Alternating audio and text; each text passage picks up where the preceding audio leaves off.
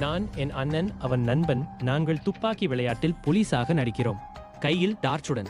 திடீரென்று ஒரு உயரமான ஆண் நம்மை நோக்கி வந்து, நானும் உங்களுடன் விளையாடலாமா என்றான். அண்ணன் சரி என்றான். ஆனால் அந்த மனிதன் பீதியூட்டும் சிரிப்புடன் முகத்தை வளைத்தான்.